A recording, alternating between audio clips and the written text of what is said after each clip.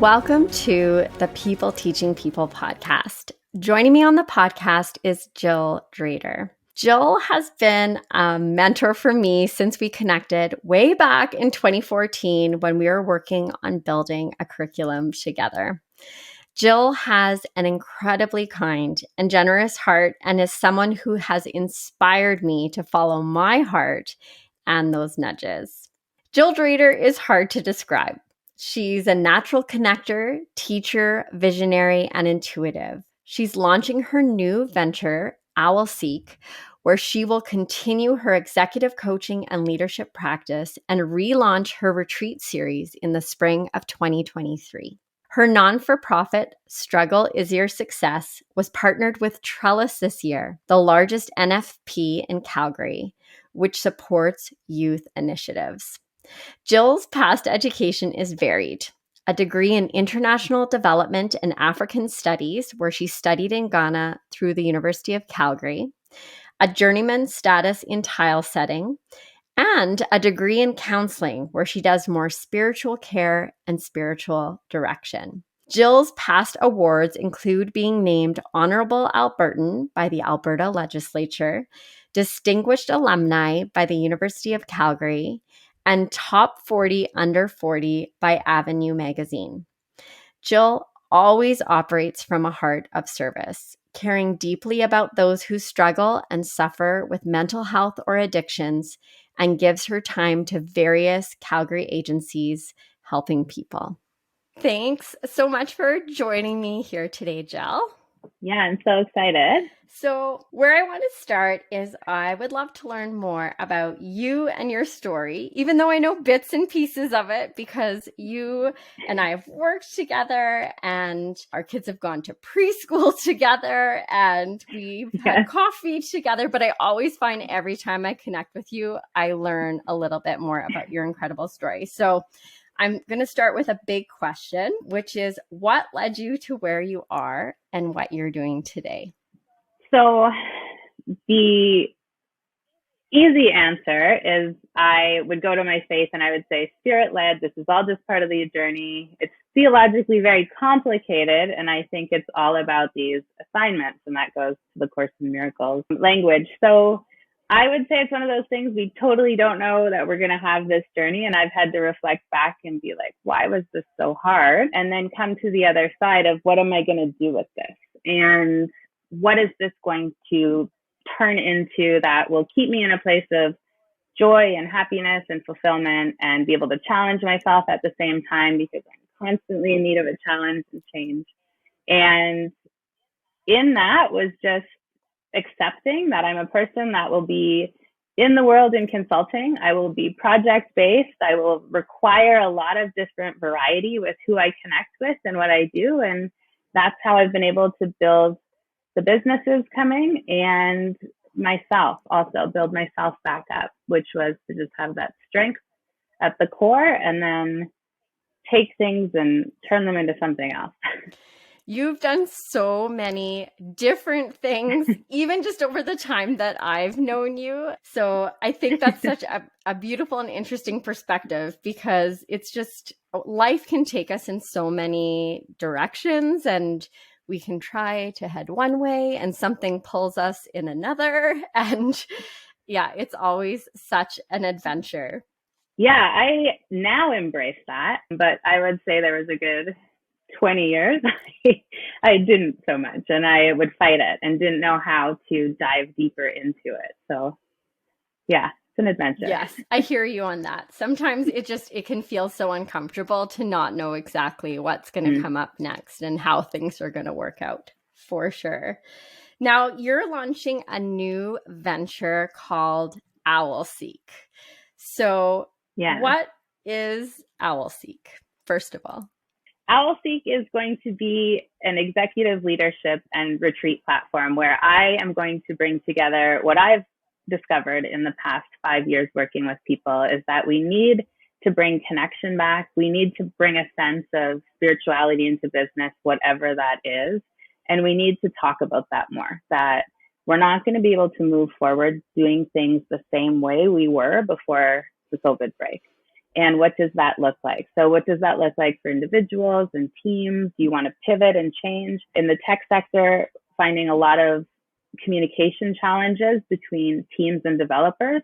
And now that we're back together, how to make sure it's a safe work environment for everybody and everybody's heard and understood as they need to be. So that's what we're exploring with that. I want to go back to corporate retreat and recovery retreats starting in 2023 and explore a little bit more of the Rocky Mountains, Mexico, and we're thinking even Costa Rica. So that sounds incredible to have retreats in all those different places. That sounds fantastic. Now, I also wanted to ask you too, like I know so much of the work that you do in the coaching and retreats involve an element of teaching and learning. And in having worked with you, I learned so much from that experience. So how might teaching and learning play a role in some of this work that you'll be doing? I feel that I am called to be a teacher, and diving into that was diving into the work of Parker J. Palmer, where he challenges us to look at our vocation, where we're told that's our calling, versus what do you really want to do? And he kind of got his PhD tenureship at a university, and that was his gold star where he wanted to be, and he got there and he didn't feel anything. And so he wrote this, Let Your Life Speak, and that really changed my direction, because then I embraced it and I thought, okay, consulting is teaching. Okay, facilitating post-secondary is teaching. Okay, when I'm going through lessons with my sons, that's teaching. When I am having a prejudice thrown back in my face, or I'm in observation of the world right now and there's things I don't know what to say and I don't know what to think, I'm listening because I'm being taught. And I really embrace that like infinity symbol of that I need to get to the vulnerability place of a student at the same time as being in teaching. So in that, I weave that into what I do in working with people, and I weave that into what I want to attract environmentally and culturally for the teams we're building, and what I would like to create as a bigger movement forward. Well, and I love the way that you describe that, because I really think the best teachers are the ones who are always learning. I think those two things really go hand in hand. And the teachers that come across as or think that they know everything and there isn't more to learn, or they know more than everybody else, those were never my favorite. No, I did a theology degree because I wanted to challenge some of my own prejudices. And when I got to the end of the 4 years, I remember thinking to myself, like, I don't know. Like, how do I tie all this together? I don't know. What's the answer of what all this was? I don't know. Like, that has to be my answer moving forward, because I can't stand in any of this. And it's not a rejection of it. It's just that going deeper into that meant there is no right answer. And this is a big mystery. And what is this all about? I'm not sure. I don't know. And that allows me to be a much kinder, more compassionate human out in the world. That allows me to listen more carefully, because I don't need to know what to say next. And it's a challenge because I was raised in an environment that was different than that, just with the education system and work environments. And it was good to know and be able to tell that there's this new balance in the world, I think. I'm observing that. Well, and there's, I think, a vulnerability that comes with being able, or just saying, I don't know. And I know in working with my student teachers, I always told them it's far better to just say you don't know when you don't know than to pretend that you do know when you don't. No, please do this. Please do this. Because unwinding takes so much more work. Yes, it does. And then I think kids, or just people in general, pick up on that. Like, you're not being authentic, you're not being real. And then there's sort of, you lack that trust in that teacher-learner relationship. So, well, these are words that we know, but like our mom's generation don't know those words as being real and authentic teacher. Like, this is entering into our culture now. Yeah. So I think that's really exciting too. It is. It is. So I'm so happy to hear that you say you don't know. Now, you've also, along with having this new venture that you're launching, you've also founded a non-for-profit called Struggle is Your Success. So what does Struggle does your success mean to you, and how does your organization help youth to unearth their potential? I read that on the website and just thought that was beautiful. So yeah, I'm one of the co-founders, and I have two partners in this, where the organization is at right now. This was the idea and vision of Musab, and he goes by Moose, for 10, 12 years. And he wanted to reflect on his own journey of being Sudanese Egyptian, immigrating to Canada, and what is that culture dynamic that he learned around masculinity, around culture, around education, and is it a cycle he wanted to repeat with some of the things that came up, or was it something he wanted to change? And change meant teaching and inspiring other people like him who had the same questions and curiosities around.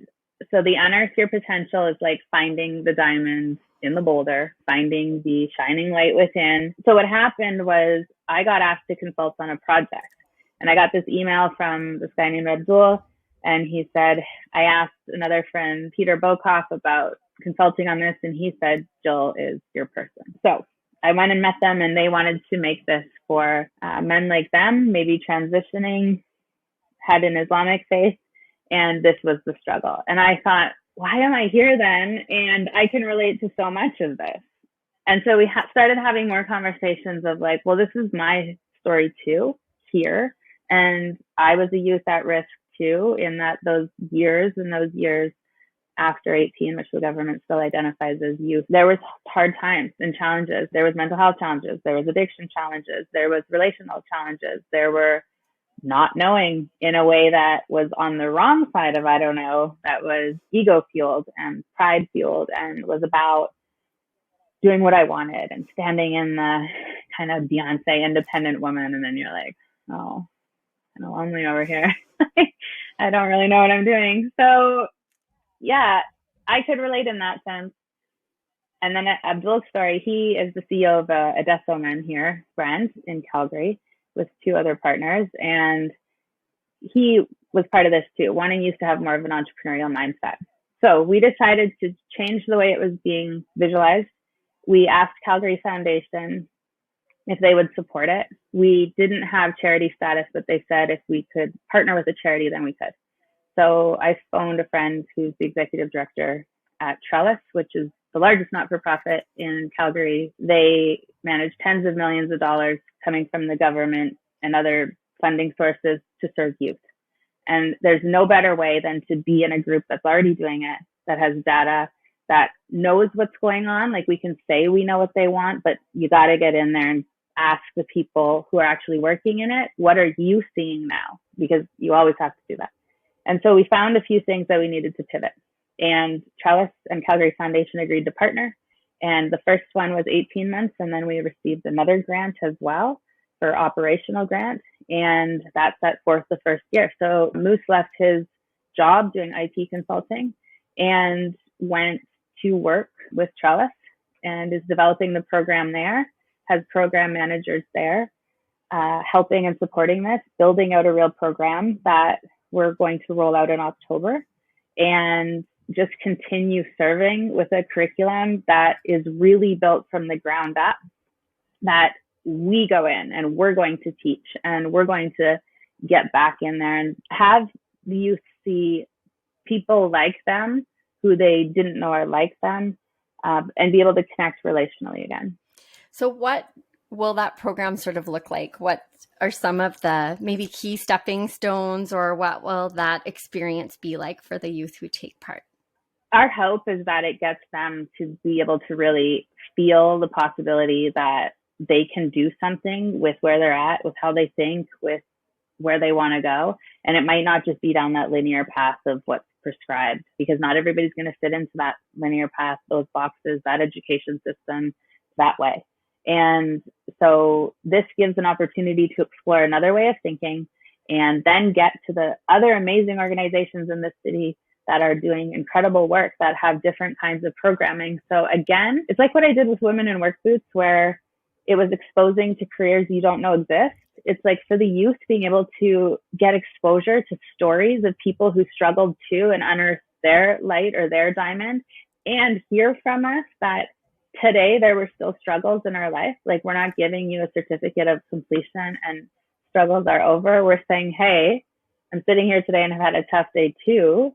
We can connect on that front. And I was where you're at, struggling with these things, be it homelessness, be it poverty, be it immigration, migration, identity, belonging, gender, addictions, mental health, lots of stuff.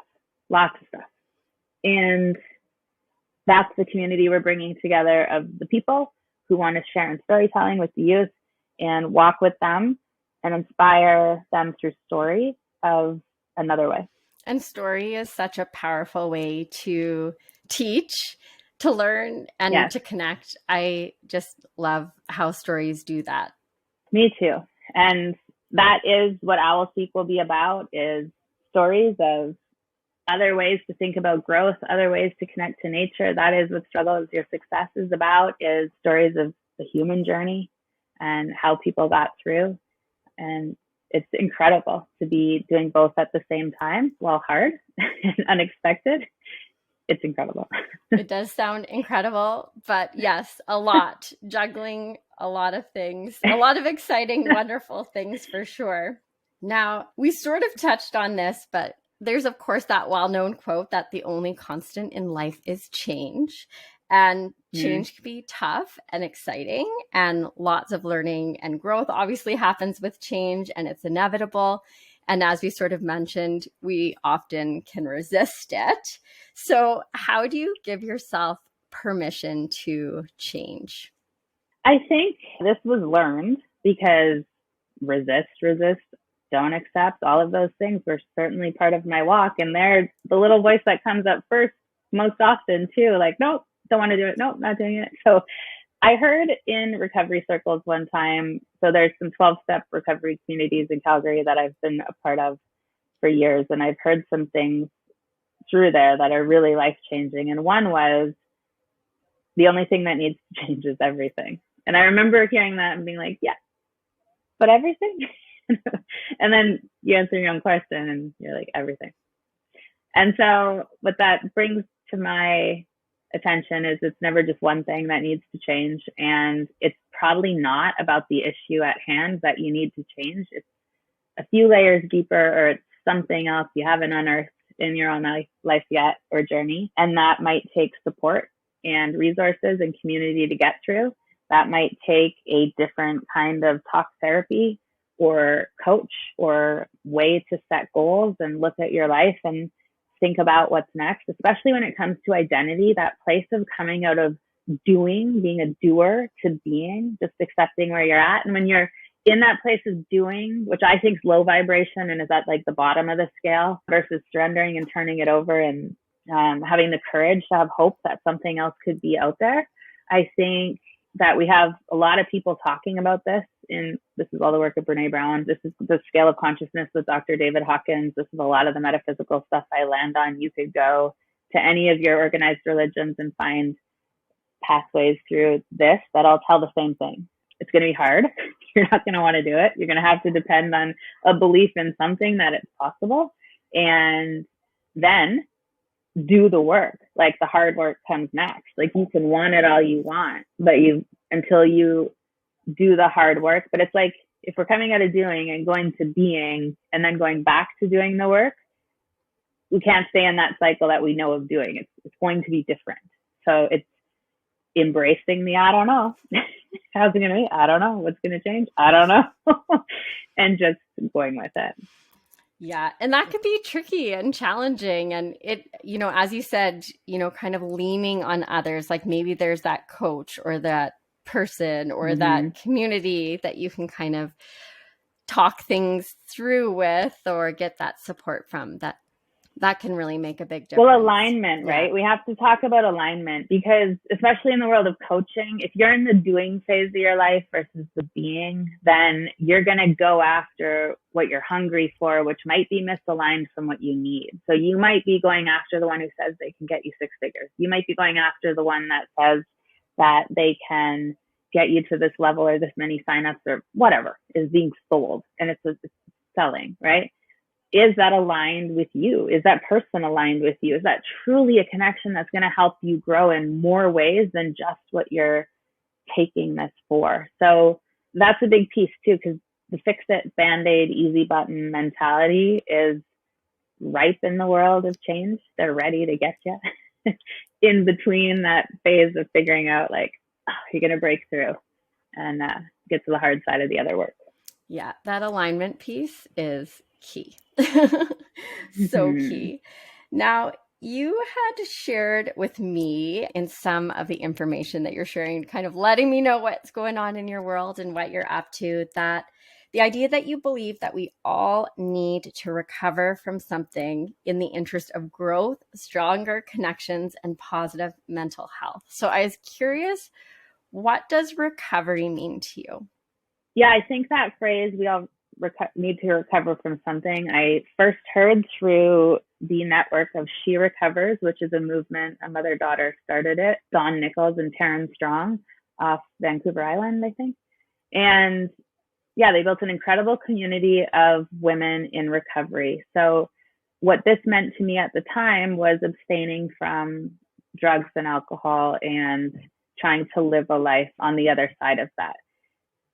There are many pathways in recovery to whatever you're recovering from. And I found when I started the retreats and I posted them that they were going to be for people in recovery, I had a prejudice. I was just thinking that people would associate that with what we were going through together, this sober journey.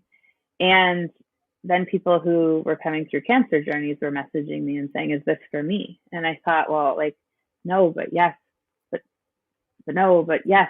And it was this real inner journey of, well, what's recovery anyway? Well, we are just all recovering from something. So to me, the pin of focus for what we need to focus on at the time, I know I need to abstain from alcohol for the rest of my life. I don't like the way I behave. I don't like the way I speak. I don't like the secret double life I lived. And I don't want to test whether that's for me again. On my own journey, I invited cannabis back in, and that was fine for me. It didn't have any of the things that were in that same pathway of how I behaved, how I spoke, how I conducted myself in the life I lived. And in the 12-step world, that might be criticized.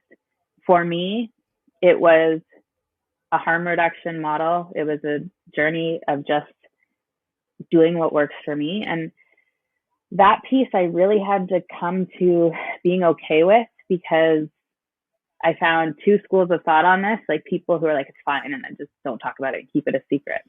Okay, is that good? And then the other ones who are like, nope, unacceptable.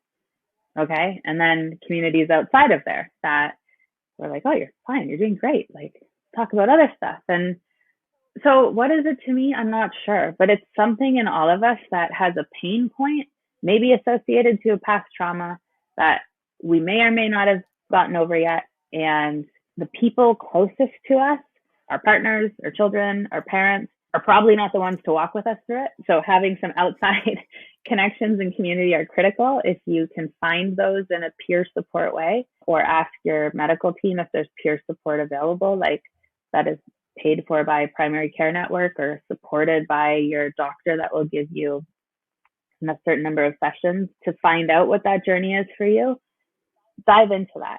And it's going to be different for everyone, but be on the path of, what do I know I'm struggling with and need to get through today? And what do I know I need help with? I think would be those questions around what recovery is.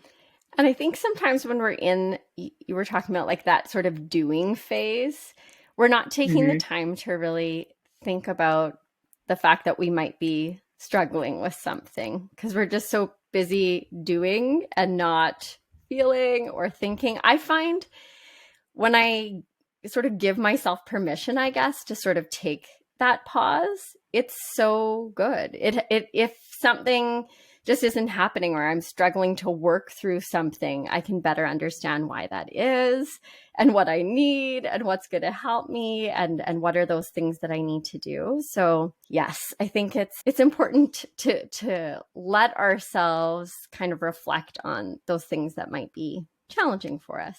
It's important, or we will bottle them up and they will pop at some point. And they pop in the form of an emotional outrage or a tantrum or disease. And disease, going back to it meaning off balance.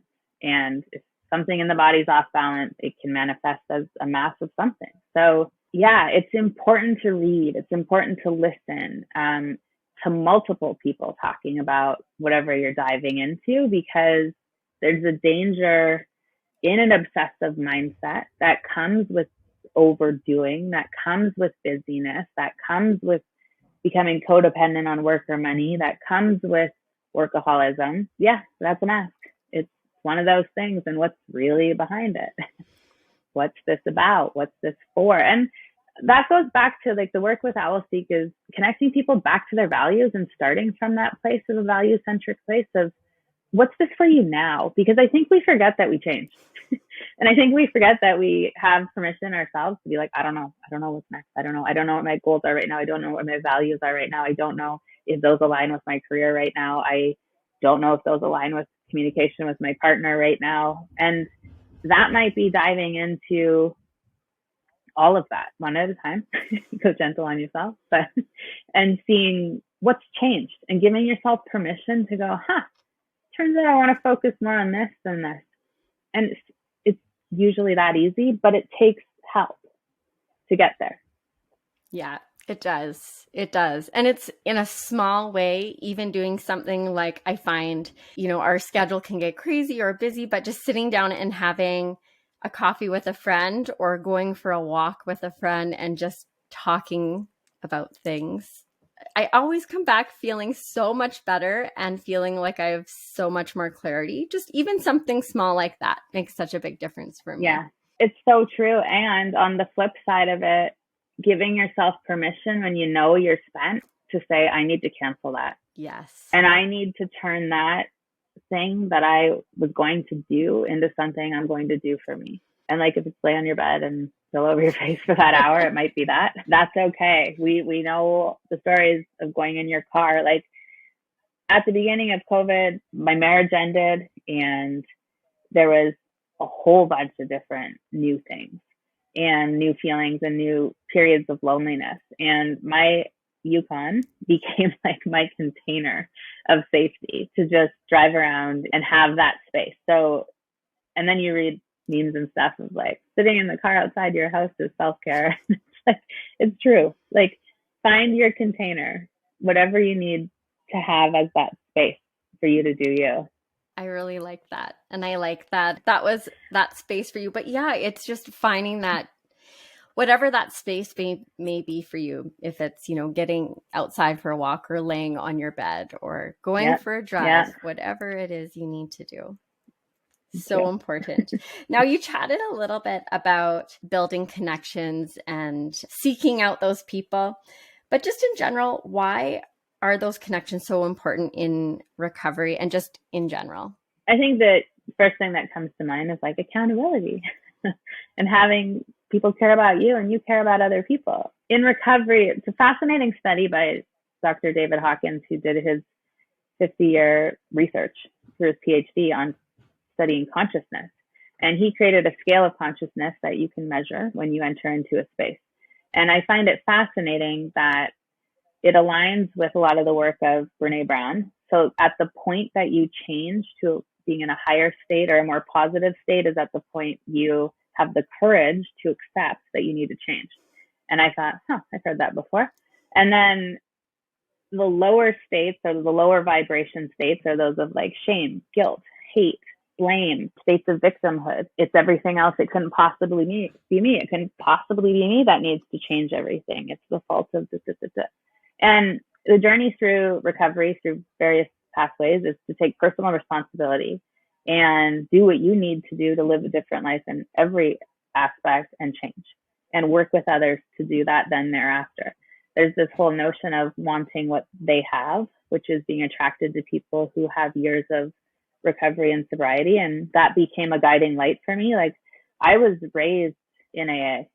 How I learned to be a young woman, I came in when I was 24 and then was moving into a more professional life. And I learned how to speak and get through conflict and problem solve and forgive myself, forgive other people, accept all this change and journeying, hear stories daily of people who were also struggling. And then when that foundation was built for myself, I transitioned to do that in other communities where I learned of people's journeys through things that were closer aligned to what I was going through then, which then became things like getting through PTSD and getting through trauma triggers and getting through codependent behavior pieces that come up after.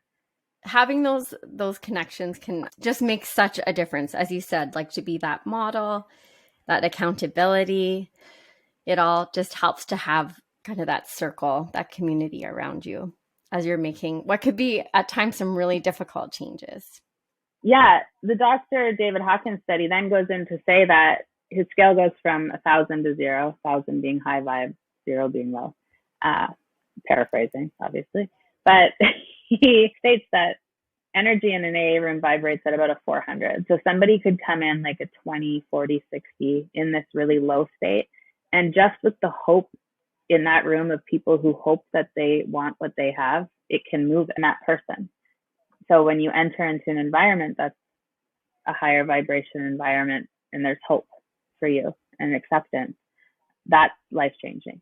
And so for anyone's walk in recovery, this is why groups exist for people who are widowed. That walk is hard thereafter. Why groups exist for grief or loss of pregnancies or children or pets. People have the same kinds of grief and loss pieces with things if they don't have family. So yeah, we need other people. Yeah, we absolutely do. And I think in that period of time when it was a little more difficult to connect with other humans, I especially realized how much I missed people and needed people. And when you aren't able to connect with people in the ways that you did before, I sure appreciated it more than ever when we were able to again. I agree. Now, we can't pour from an empty cup, and you give so much of yourself in so many ways as a mom to 2 boys, a business owner, the co-founder and chief strategist of the non-for-profit organization. And you really always operate from a heart of service. So what kinds of things help you to support your own mental health? So what helps me support my own mental health and fill up my cup is nature, first and foremost. I have found over the last probably 15 years a deeper connection to nature every day, every year, and observing those patterns in nature of things, natural disasters or life and death cycles, helps me grow. It's also about putting in place the team of doctors, psychologists, and professionals that I need and working together with them. You have to advocate for your own health, and you have to really build a guide of your continuum of care for your own health, because unless something's really wrong, nobody's going to do it for you. And we have to think in that way of like, if I was the doctor writing myself the prescription on the clipboard for what to do for the next 2 weeks, what would I tell myself to do? Because we probably have the answer and we're probably shutting it down. So getting real about what needs to be done, taking action, and being in small communities that are in alignment with the direction I want to go and grow. Those all sound like great things that you're doing. And nature, getting that support and really building those connections. Now, I always love to hear from people what is maybe their favorite teacher or learning experience that they've had. So I don't know if you can think back to a person or a time that really stands out for you, and I'd love for you to share who or what that might be. This one's undeniable for me. Her name was Carolyn Baxter, and she was my high school psychology teacher at Henry Wisewood High School. And she was also a psychic medium teacher of the metaphysics. And she had a connection to me at 14, 15, 16, and helped me enter into the world of things that really served as part of my healing down the road.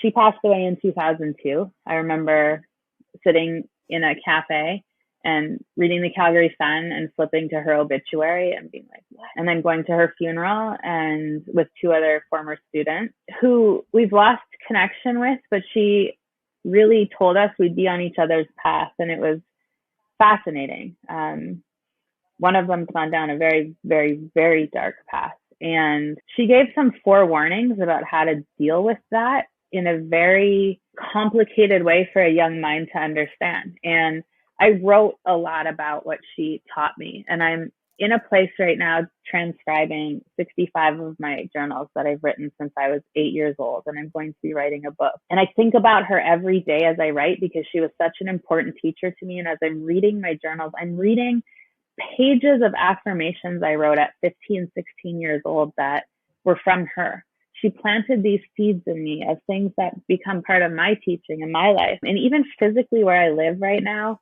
I live in the same townhouse complex where she used to live. And it was so, I would call, divinely orchestrated. This is part of my other side of the world that's not as scientific as yours, but I asked for a sign from her, kind of praying to her, and if this was a good move to move into this townhouse, because I felt her presence. And it was the middle of February, I was going to go for a walk in Fish Creek, and I said, something blue, like just something blue appears, I'll take it as a sign that it's a positive movement forward. And 2 blue jays landed on a fence and looked at me like at the same time, like, we good? You're kidding me. But that is so the world she taught me. Like, she taught me, she had cats, and she was very connected to the cats. And then I'd go read about, like, I was in Egypt and I was going through the museum and seeing all the mummified cats. And there was actually this deep spiritual connection to people with cats. And so just all those things to go deeper into, just for historical research and discovery and finding stuff out. Her spirit has never left me. And it was that powerful. Sounds like she had an incredible impact on you. And I don't know if you can share when your book might be coming out. Do you have a plan in mind? Do you have a title in mind? I have the title, but that's sacred still, and keeping that quiet. It will be out at the beginning of 2023. We're working really hard right now to finish it up and put a platform together that comes with it, because it is about creating that community and that place of connection through OwlSeek that is everything that I'm doing. And it brings together those resources that people can download. Follow me on Instagram and start hearing more of my own little stories that we're going to be putting out from the journals. Get the quotes and affirmations and how to do that and build that really important container. It's kind of like spiritual toolbox, and it's especially important for those who are like, I don't know, I don't do spiritual, or I'm religious, I don't do spiritual, or spiritual's not religious. Like we just need to come to all together on those conversations and dive a little deeper into what that is within us to unearth to help us grow. So stay tuned, and I look forward to having a look at that when it comes out. I'm excited for you. Now, thank you. You have had so many accomplishments over the years and done so many interesting and exciting things. So when you look back at your journey so far, what is something that you are most proud of? The men I'm raising my sons to be. That makes me cry. I think I'm in a deep place of discovery right now of what kind of generational masculine stories have been told and that aren't true or aren't going to work anymore.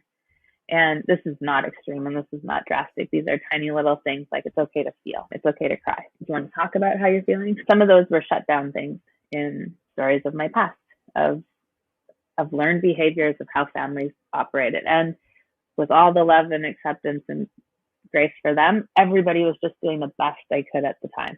I really believe that. So I'm most proud of the men and the world they're going to come into with everything I've had to go through.